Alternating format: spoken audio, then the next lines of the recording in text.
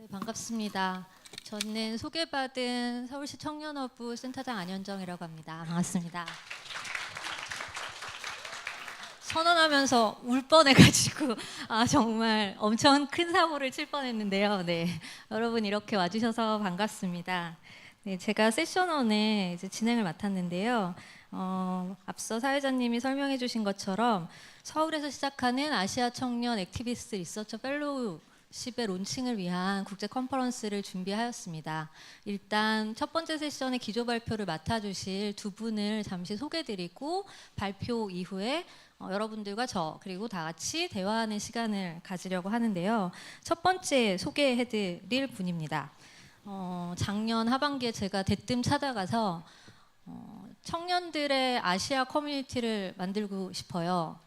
다음 세대 정책실험실이니 우리와 함께 해주세요라고 찾아갔을 때 바로 그 자리에서 그러자라고 하셨던 담대한 분이십니다. 네, 다음 세대 정책실험실 랩 2050의 이원재 대표님이십니다. 네. 네. 그리고 옆에 계시는 분은 아마 학교에서 그리고 현장에서 아마 오늘 오신 여러분들도 내가 액티비스트 리서처인가? 혹은 난 액티비스트 리서처야.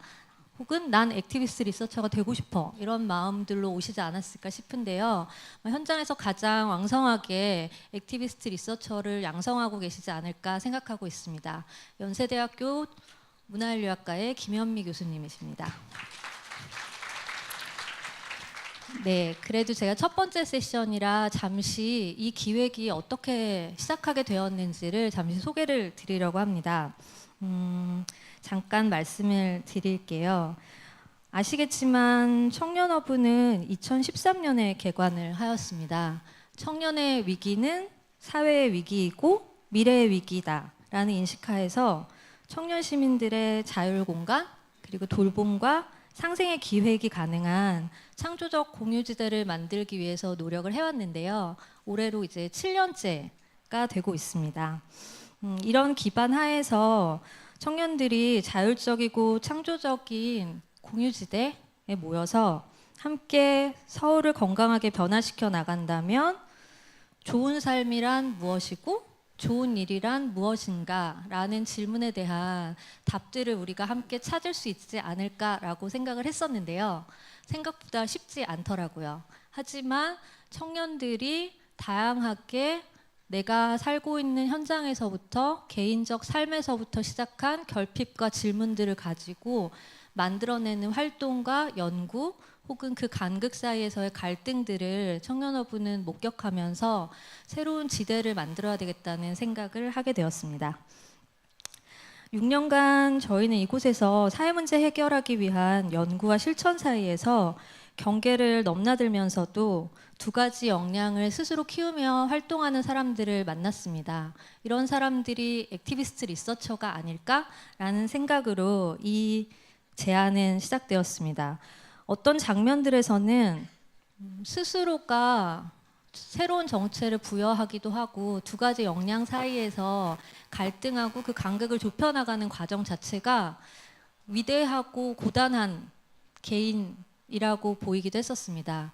이런 위대하고 고단한 개인들이 서로 모여서 역량을 키우고 경계를 넘어서 만나고 상상할 수 있다면 어떤 일이 벌어질까라는 질문이 이 펠로우십의 시작입니다. 그리고 랩 2050과 시닷 그리고 청년어부와 연세대학교 청년문화원이 함께 이 시작을 선언하는 자리를 만들게 되었습니다. 이것이 저희들이 출발을 시작하게 된 배경이고요. 서로가 이 액티비스트 리서처 펠로우십을 상상하는 방법들은 여전히 되게 다릅니다.